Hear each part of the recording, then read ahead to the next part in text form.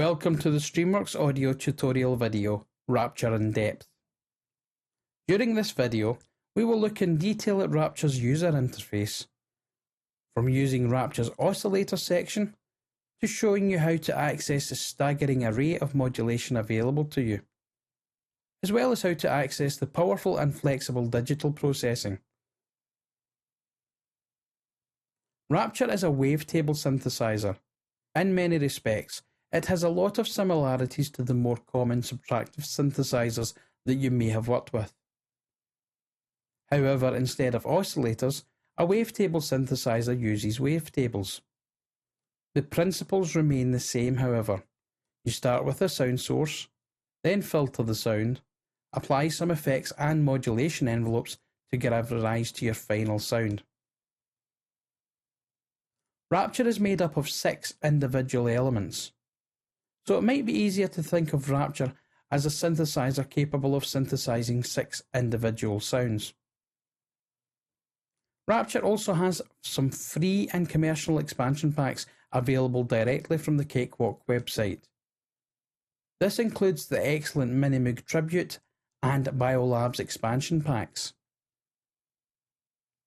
Cakewalk Rapture has also been highly praised by the music production media, with the Top 10 Readers' Poll Award from Computer Music and the well-deserved 2008 MIPA Award for the Software Instruments category. Rapture's strength lies in its flexibility, coupled with its ease of use. Once you know your way around its interface, you will find that when it comes to creating your own sounds, that Rapture goes from strength to strength. This is not to say that Rapture's presets are anything to be sneered at, since Rapture comes with excellent sounds straight out of the box as well.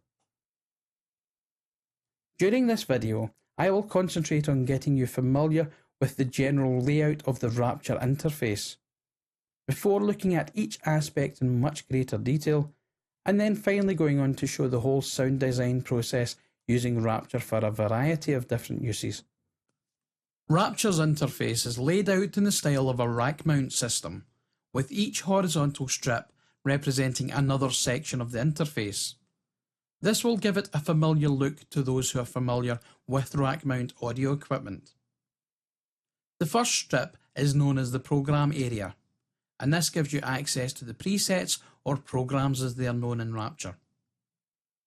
Moving down to the next narrow strip, you have the elements area. Rapture can be used to layer up to 6 different sounds, and it is here that you use to switch between them. On the left below this, you can find the Oscillator editor section. This is a section where you select your initial sound before passing it through to the rest of the instrument to sculpt it in the way that you want to. The sounds from this is then passed on to the right hand side of the section, where you will find the filter drive section. This contains up to 2 filters and 3 effects that can be set up in a multitude of different ways. The modulator section is the area in which you will find yourself working in Rapture quite a lot. It is here that you can use the various different envelopes, low frequency oscillators, step generators to shape the sound that you have into ultimately what you want to hear. After the modulator section, the sound is then passed through a 3-band parametric equalizer and 2 effect insert points, before finally being sent through to the 6-part mixer and going on to the master section. Broken down into these individual parts, you can see how the interface follows the signal flow and gives you the same flow of work as you make up your sounds. This chapter gave you an introduction to Rapture and a rough breakdown of its interface. In the next chapter, we will look at each section of the interface in more depth. Please note that this video was created on the PC version of Rapture, and as such the keyboard shortcuts quoted might be different when you use an Apple Mac. When I mention right click during the video, Mac users can replace this with control click. Similarly, using left click and grab on a PC will be replaced with control click and drag on the Mac.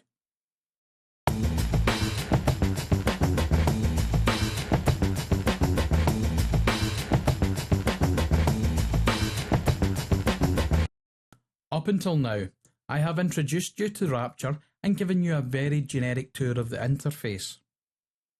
In this chapter, I will look more closely at the interface, section by section, and in more detail. I will cover each section in order according to the way the signal is routed. If you look at the program area, you can see a digital style display that shows which program you have loaded in Rapture. At the moment we have none, but if you click on this display, the program browser will pop up. This gives you a very handy hierarchical folder system that allows you to call up one of the programs. To the left and to the right of the program name, you will notice some arrows. And clicking on the left-hand side arrow will bring up a list of programs that you have loaded recently. The two arrows on the right can be used to cycle through the presets. Moving over to the right of the program selector area, you can also find 4 small icons. The first of these is used for program handling. You can use this to save or clear the program that is currently loaded, or to load a new one. There is also an option here to save a program as the default program that will be loaded when you open Rapture. The next icon gives access to a couple of controls. The first allows you to set Rapture to work in multi-timbral mode. As I mentioned in the last chapter, Rapture has 6 elements, and normally when you trigger a sound in Rapture, these elements play in unison. However, in multi-timbral mode, you can set it so that each element is triggered by a separate MIDI input channel. This could allow you, for instance, to have a bass line in one element, while having a lead line on another, all playing through one instance of Rapture. The sync interpolation mode allows you to have Rapture create a higher quality audio when being rendered or frozen. However, it does take longer and more processing power to do so. The third icon gives you access to the modulation matrix, which, because of its nature, I will look into in more detail when we look closer at the modulator section. The last icon gives access to an XY pad control.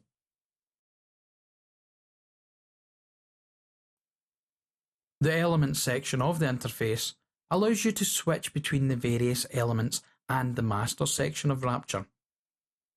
Each of these elements can be loaded and saved as if it were a preset of its own.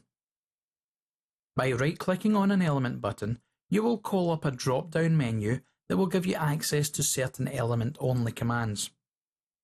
You have the more obvious load and save functions of the element, but you can also choose to copy an element's effects and transfer only the effects to another element. There is a chain to next element command here, and this will allow you to take the output from one element's filter drive section and add that to the output of the next element before it is passed on to the equalizer and effects sections of the last element of the chain. This is used if you want to apply the same effects and equalization across more than one element. This would have a much different effect, for example, than applying the same equalizer or effect settings across each element individually.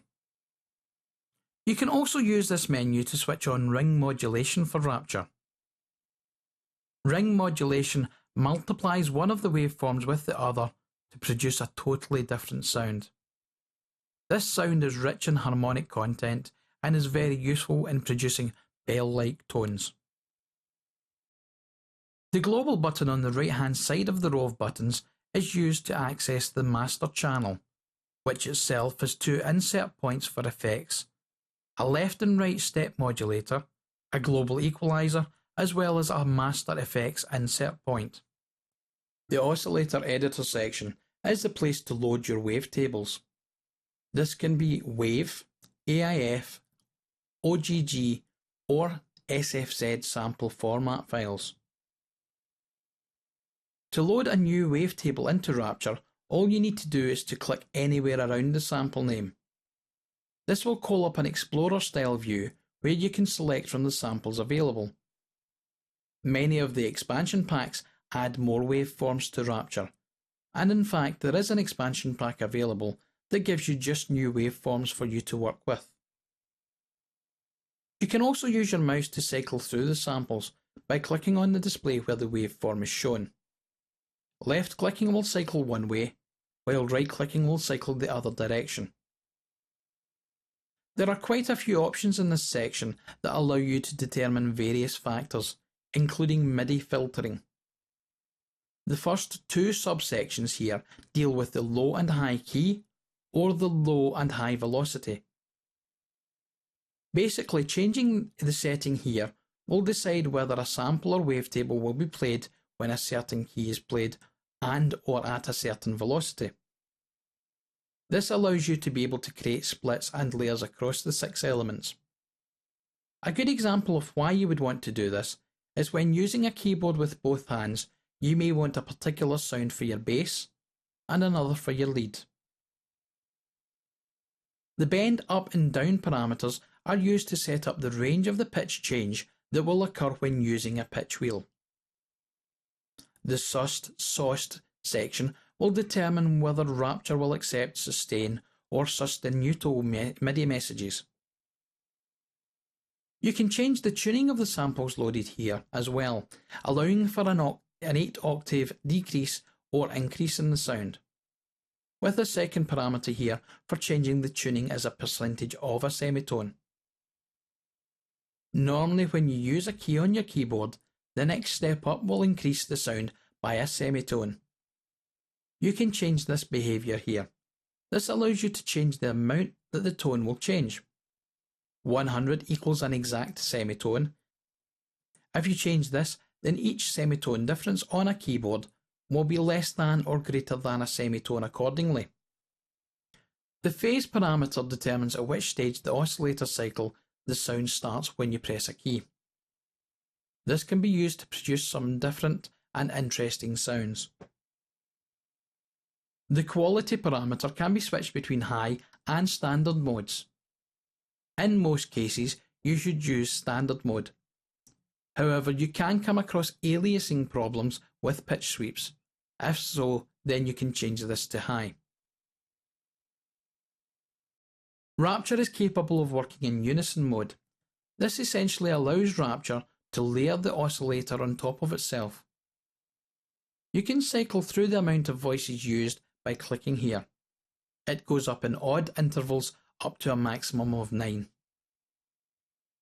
This is tied to the detune amount. For example, if you have 3 voices and a detune of 10, each voice will have a slightly different tuning. The first voice will have -10% detuning, the second voice will be exact tuning, and the third voice will give you +10%. This works in a similar way to how chorus works and can give your sound a more lush timbre. The ring modulation control allows you to set up an oscillator so that it will ring modulate itself, rather than another oscillator.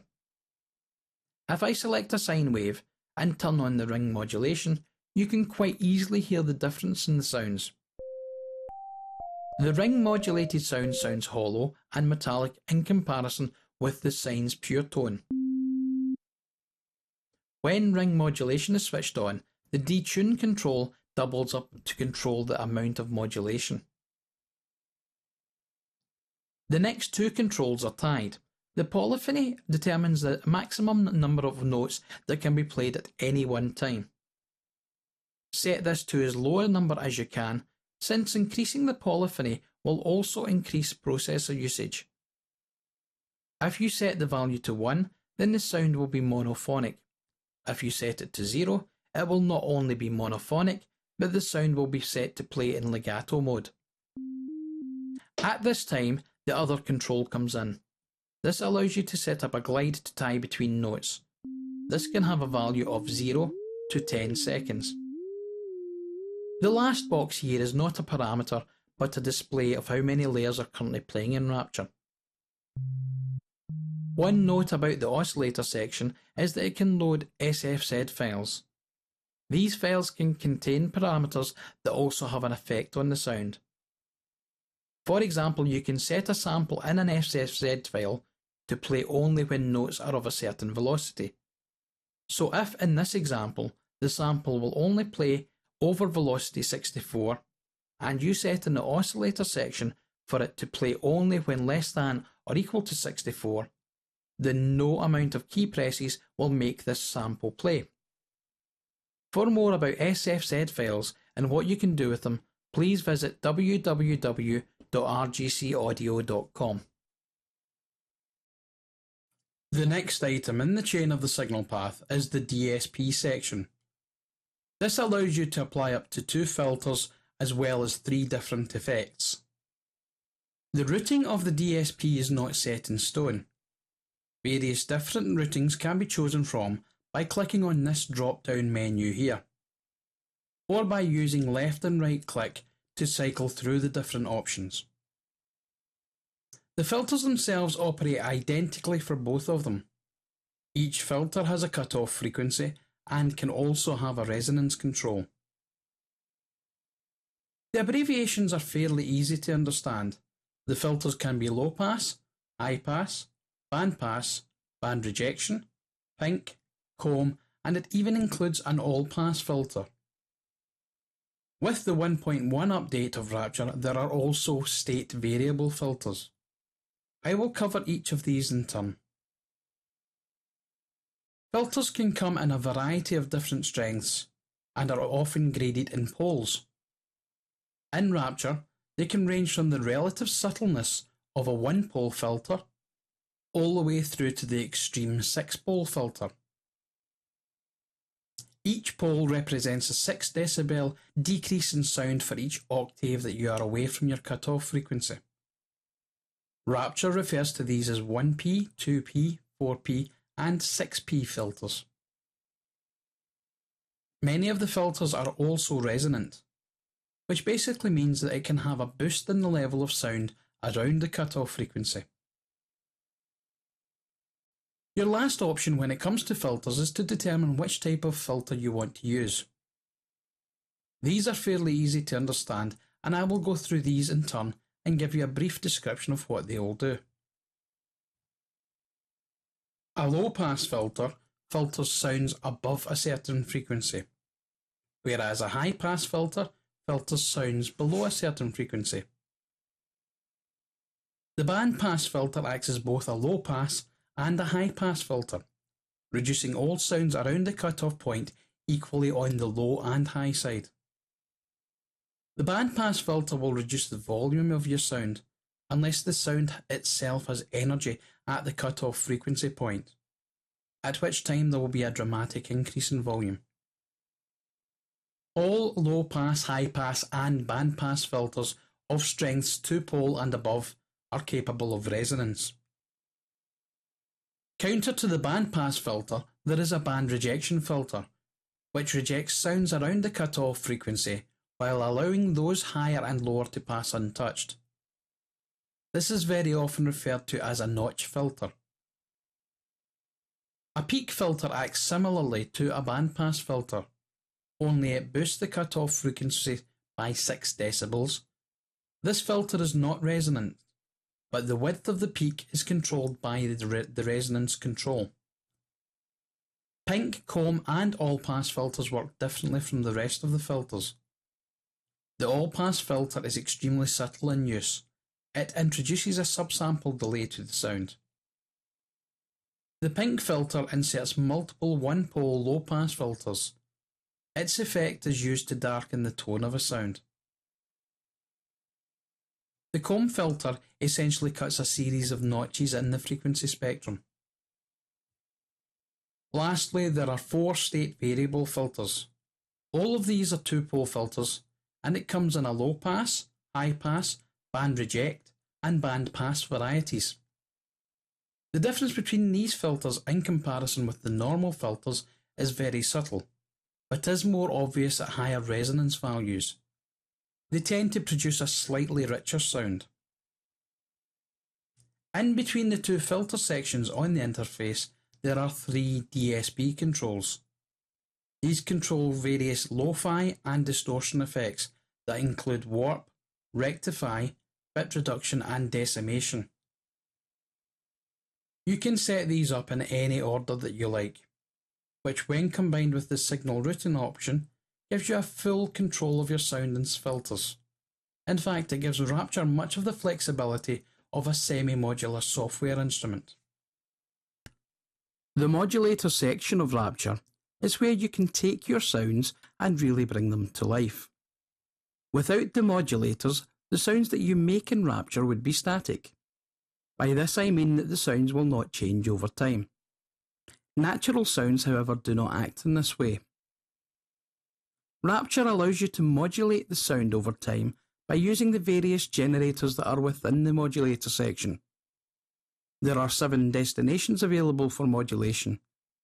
You have pitch, the cutoff and resonance of each of the filters, along with panning and amplitude. Each of these destinations have 4 generators each. The 4 different types of envelope generators available are envelope, low frequency oscillator, step generator, and keyboard tracking. Of the first 3 of these, they all use a settings box that you can choose to alter certain parameters. Some of these parameters are common. Each of them has an on-off status switch, and all 3 of them can also be locked to your host's tempo. Or you can have them run with a certain frequency.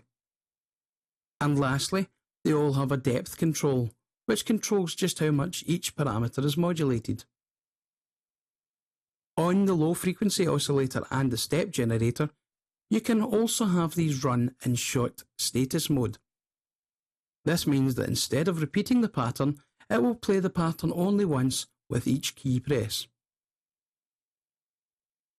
Moving back to the envelope generator status field, you can see that there are 3 other controls. 2 of these controls affect how much the velocity of the note struct affects the resulting envelope that is generated. The first of these affects how high the initial level of the envelope is in relation to the velocity of the incoming MIDI note. And the second controls how the timing is affected by the velocity of the note. The last parameter in the envelope generator status field is the velocity tracking control. This affects how much the envelope's amplitude is controlled by velocity. Working in the envelope generator itself is quite simple. To give you an example of how to create an envelope, I'm going to add an amplitude envelope. The most common type of envelope of this type used in synthesizers is a simple attack, decay, sustain, and release envelope. This is commonly shortened to ADSR, and I will recreate something similar here. I can add a node by right-clicking anywhere on the envelope display. The horizontal axis is a representation of time, and the vertical axis relates to how strong the envelope is. So in the amplitude envelope generator, the higher up this axis, then the louder the sound that will come from the Rapture. Once you have a node on the screen, you can adjust its position to suit. By click dragging the node, you can also move around the start node in exactly the same way. However, for obvious reasons, you can only move this up or down. The first segment is now the attack portion of the envelope. The longer this time is, then the longer it will take to reach this volume. Conversely, if this is set to a short time, then the sound will sound more percussive. You can change the slope of any segment by click dragging on the line and moving your mouse up or down. You can also make the line perfectly straight by double-clicking on the segment. This has now defined the attack portion of the envelope. The next stage in an ADSR envelope is the decay stage. So I will create a node further on and at a lower value. Again, I can drag this node around until it is in the correct position, and then adjust the slope. All I need to do now is press S and the currently selected node will become the sustain point. As you can see, an orange line is now shown under this node to show which node is the sustain point. Technically, I do not need to add another node to bring the sound back to 0, since Rapture will do this by itself. If, however, you want to set the last section of the envelope, you can create another node which will bring the sound down to 0 amplitude. This is known as the release section. Each segment can be set to work in one of two modes. The default is variable power. If you want to have a more natural fade to 0, you can change the last segment of your volume envelope to that of an exponential type. The downside to this is that it is more processor intensive.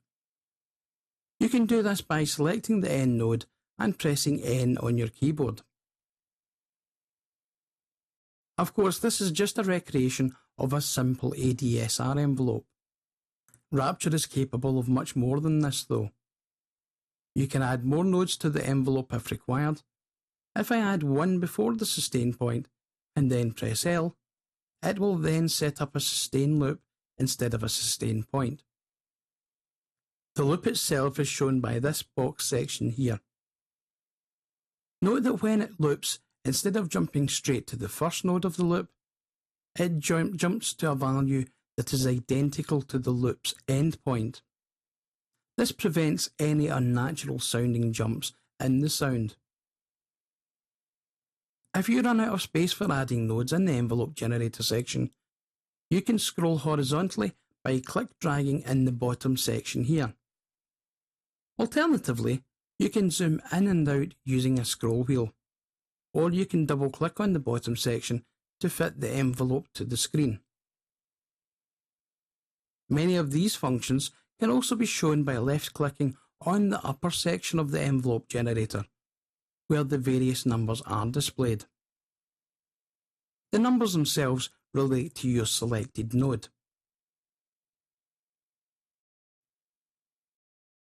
You may have noticed that while I was click-dragging any node, with the exception of the very last node, that the rest of the envelope moves accordingly.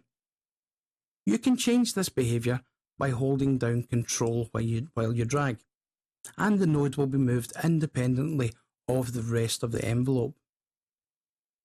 Each segment of the envelope can also be affected by the velocity and the pitch of the note being played on the keyboard. If you press K on your keyboard, then your control over the interface changes. Instead of being able to adjust the curvature of your lines, you will then be able to control how much the pitch of the envelope will affect the timing of that section of that envelope.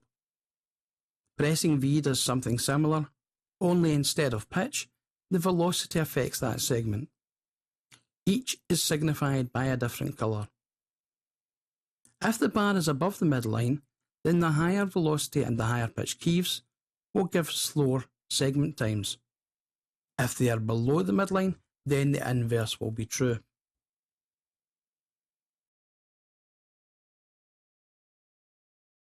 The other 6 envelope generators work in a similar fashion. The only real major difference is that the depth for each of them is shown as a different value each time. The LFO status field has 2 unique controls. The first of these is delay and the second is fade. The first one sets a delay period after the note-on message before the LFO will begin to cycle. The fade control allows the oscillator to come in gradually rather than at full amplitude. The low-frequency oscillator itself is shown here. When you first install Rapture, there are 20 oscillators available to you, ranging from sine waves to pulse waves and triangle waves, as well as many others. Left-clicking on this display will cycle through the waveforms, while right-clicking will cycle the other way. The oscillator waveforms can be expanded by placing an appropriately named file in the corresponding Rapture installation folder. You can also call up a drop-down menu by left-clicking above the LFO display and selecting from here. A random LFO is also possible by selecting the random unipolar or bipolar settings. It is also possible to change the phase of the oscillator by dragging on the display while holding Shift. Control clicking will cause the LFO to jump back to LFO waveform 0. While working with the LFO and the envelope generator, you can choose to work with a little more precision.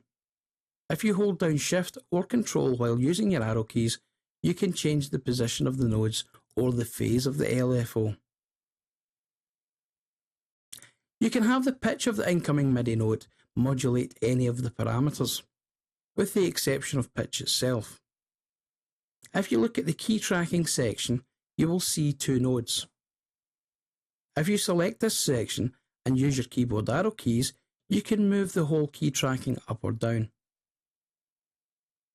You can move each of these nodes individually, and you can change the slope and the curve to suit in the same way as you did with the envelope generator. If you look at the key tracking section of the pitch generators, you will see that it consists of a fixed, linearly sloping line. Clicking on this will bring up the options for Scala.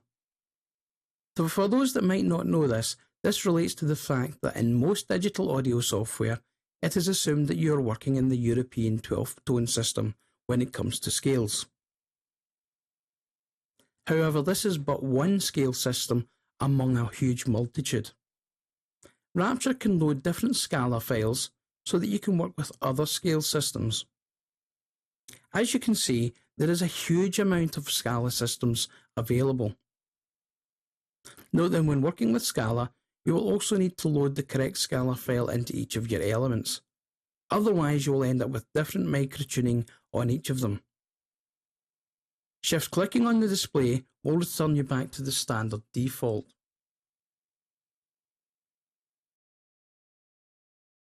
The step generator in Rapture is capable of some quite radical sound generation.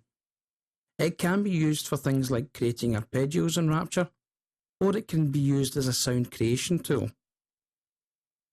Basically, the step generator is very much like the envelope generator, except that instead of smooth curves, it produces sounds based on graduated steps. On the step generator status panel, you can see that there are two unique controls. The first tells you how many steps there are in the generator, and the second is a smoothness control.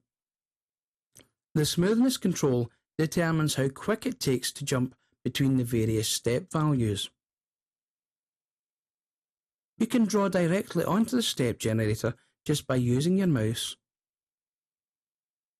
But if you'll right-click on the step generator, you will get a very useful drop-down menu. This allows you to be able to manipulate the steps. For example, you can mirror the steps, inverse, reverse, and normalise your steps. There is even a randomise option that you can use to create some varied and interesting sound effects and noises. You can take your currently selected LFO and apply it in the step generator also. You can also simply extract the data from a sample file to produce your own steps. It can also be useful to set your snap to 12 or 24 levels. If you plan to use the step generator as an arpeggiator, this way you can draw in your notes and they will automatically snap to a note value.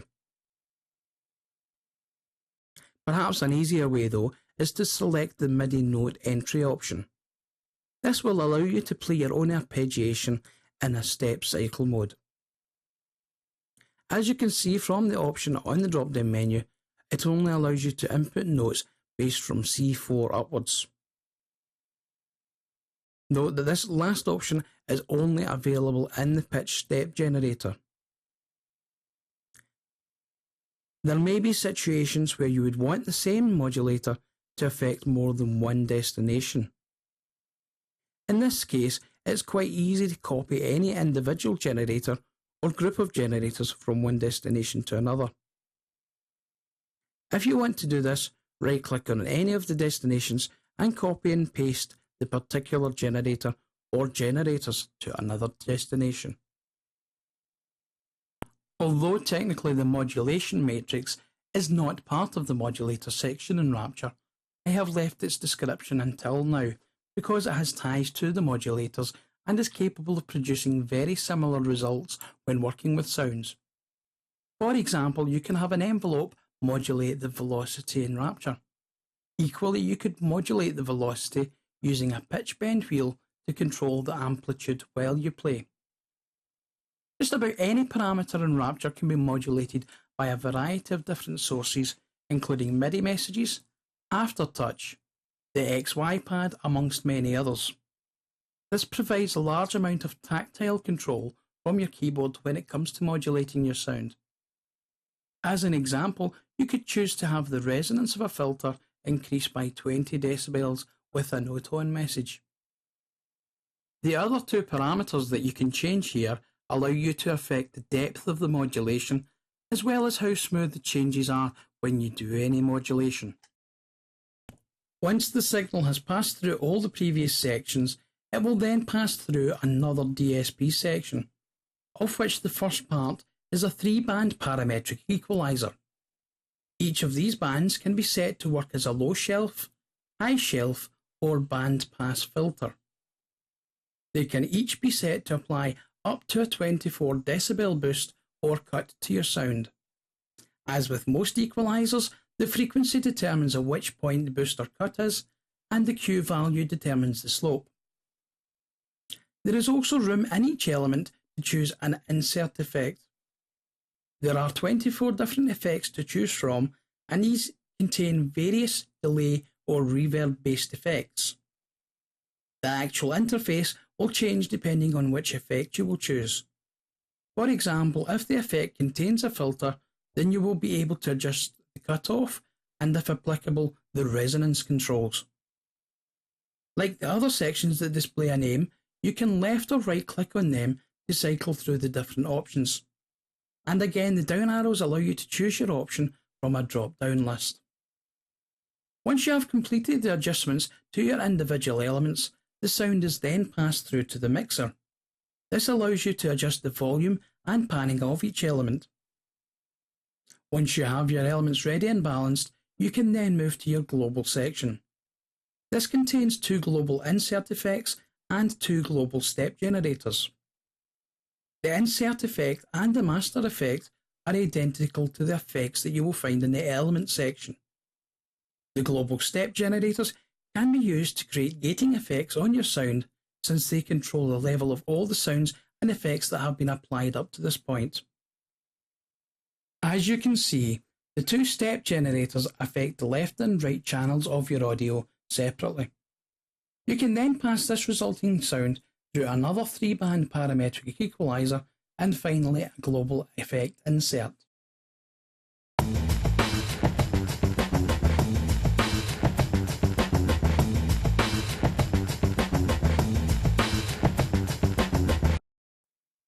While knowledge of the interface will help you to understand what is capable within Rapture and will no doubt allow you to make suitable changes to any of the preset sounds, this will still not provide you with the experience that you need to make your own sounds from scratch. Perhaps one of the best ways to learn how to do this would be to analyse how some of the favourite presets within Rapture are actually made up. This, coupled with your own experimentation in making sounds, will see you on the right path. I will, however, try to give you a couple of examples of how to create your own sounds. This first example will show you how to create a Moog-style bass sound. There are a few Moog-style oscillators installed with the default installation of Rapture, so I'm going to start off with these. For the purpose of this exercise, I'm going to keep it relatively simple. I'm going to work with only one oscillator, and in this case, I will use the square mini wavetable. The next step I will go through is to make sure Rapture works in unison mode. I'm going to use 3 voices to simulate the Moog's 3 oscillators. The option is there if you want to create 3 different elements, one for each oscillator. This would facilitate the option to layer different waveforms and or have a waveform play in a different octave. I will set the detune amount to 5 to keep the effect of the different oscillators very subtle. While I am at this, I will also tune the wavetable down an octave so that you get a more bassy sound.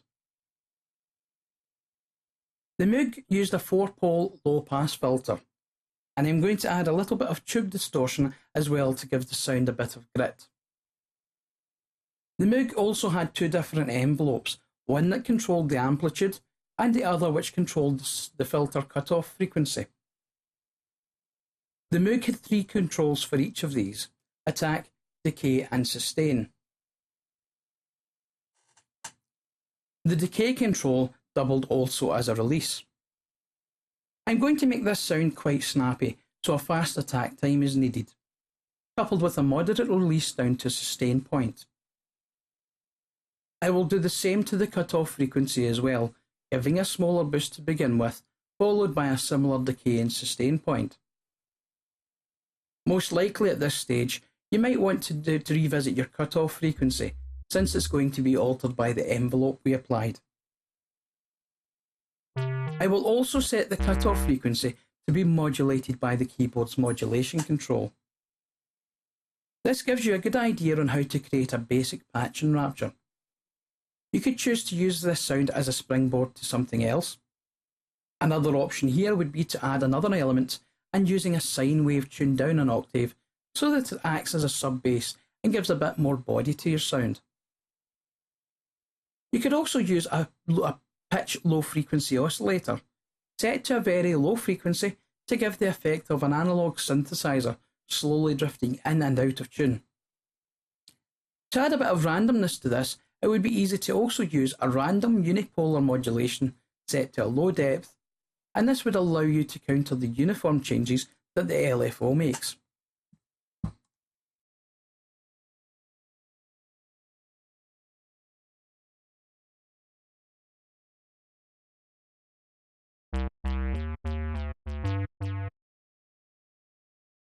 In the next example, I am going to give you something that is a bit more complex. I will show you how quickly you can set up a soundscape pad type of sound by using more than one element in Rapture. The first element I will create will be used to produce a wind type sound. To do this, it is best to use one of the waveforms in the RaptureScapes folder. I can just load the first one on the list, and then I can cycle through them until I find a suitable sound.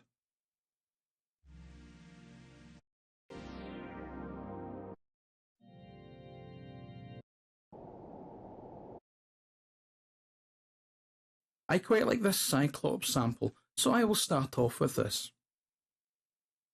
I'm going to pretty much leave this section as it is, except I will reduce the polyphony on this to 4. This cuts down on the processor usage of that element. The order of the DSP effects will not matter at this stage to me, so I will just leave it at the first option. I do want to use a filter on the sound, and I'm going to use a low-pass filter. And since I also want a bit of resonance, I will need to choose at least a 2-pole filter. I will set the resonance to a relatively high amount of around 15 decibels, and since I am also using a high amount of resonance, it's also a good idea for me to switch in the limiter so that I don't end up with digital distortion. I'm going to play this sound and perform a filter sweep on this.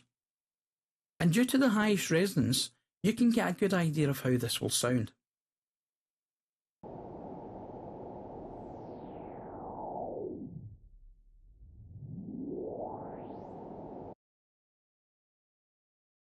Notice that at lower levels of the cutoff frequency, there is an absence of sound.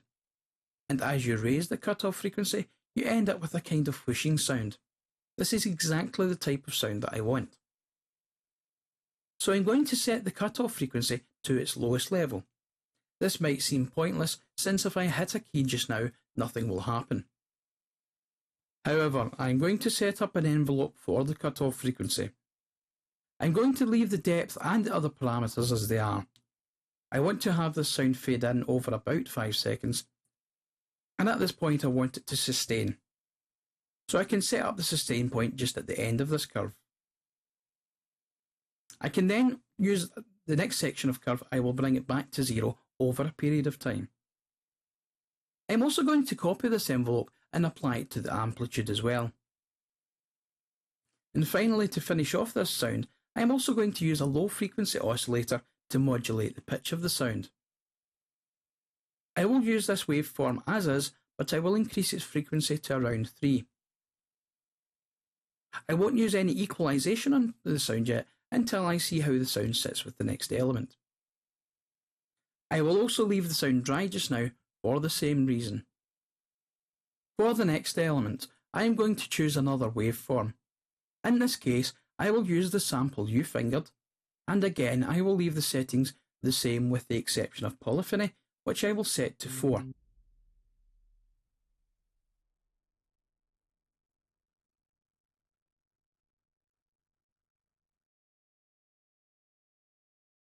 I'm going to use the same envelope as we did for element 1, so I can easily copy it and paste it here. I will also use the LFO once again to modulate the pitch. However, in this case, I will increase the frequency to around 4.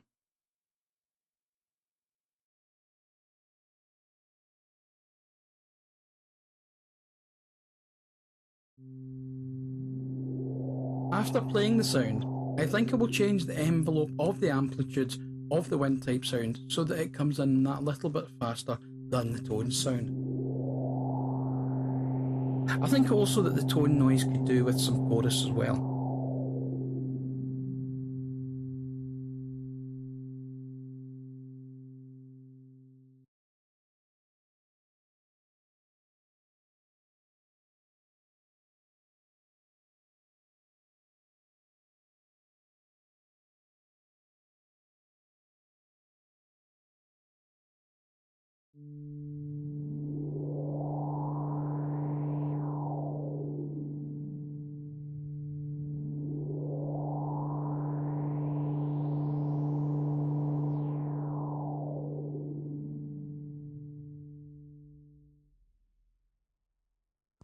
For the last element of the sound, I will just enter a simple sine wave, and I'm not going to use any envelopes on this either. This completes the sound, and I will adjust the volumes in the mixers so that the sounds are at the right level.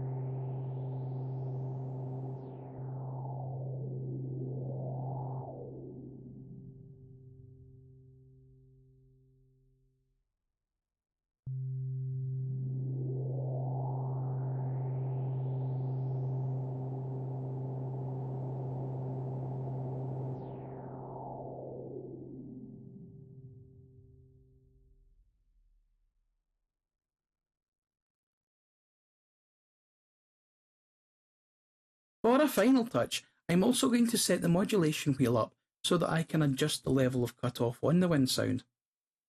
I will also remove the pitch bend up and down settings in all of the sound to 0.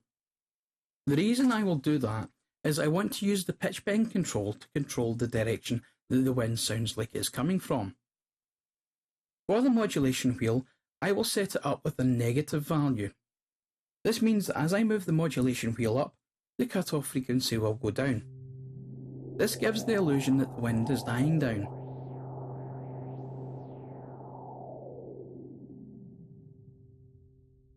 For the pitch bend wheel, I will set it up so that it controls the panning, so that as I move it left, the sound will move left, and similarly as I move right, the sound will move right.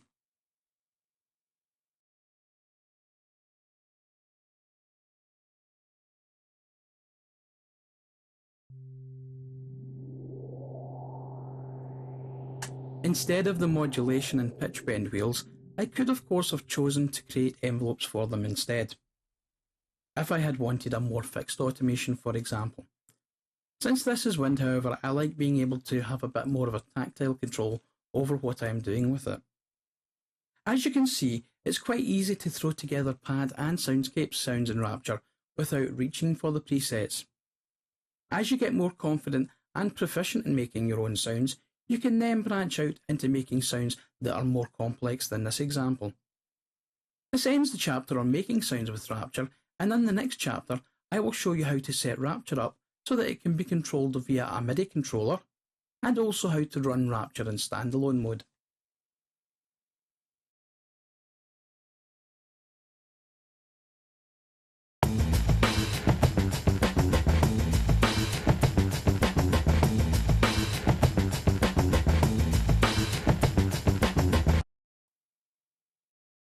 Rapture is generally used within a host application. However, there may be times that you might want to load Rapture in standalone mode.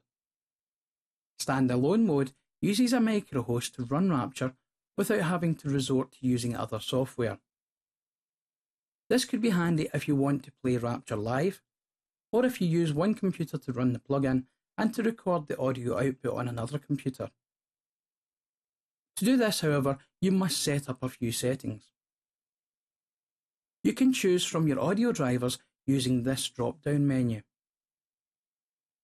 If you are using an ASIO driver for your interface and it supports this feature, you can choose to open the control panel for your interface. This will allow you to change the settings of your interface. The next two drop-down menus will allow you to select which MIDI input port that you want to use to control Rapture, and also which audio outputs the Rapture will use for its output. Lastly, you can choose to have Rapture record itself by choosing either to record in either 16-bit WAV file or a 32-bit float WAV file. Once you've started to record, the menu header will change to allow you to stop your recording.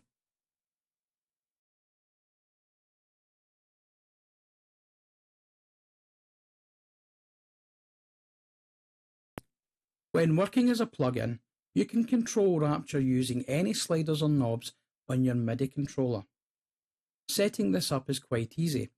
All you have to do is to right-click on the parameter you want to control and select MIDI Learn. Once you have done this, the next control that you use on your controller will be used to control that parameter. Once you take the time to set these controls up, then you will be able to have tactile control over Rapture.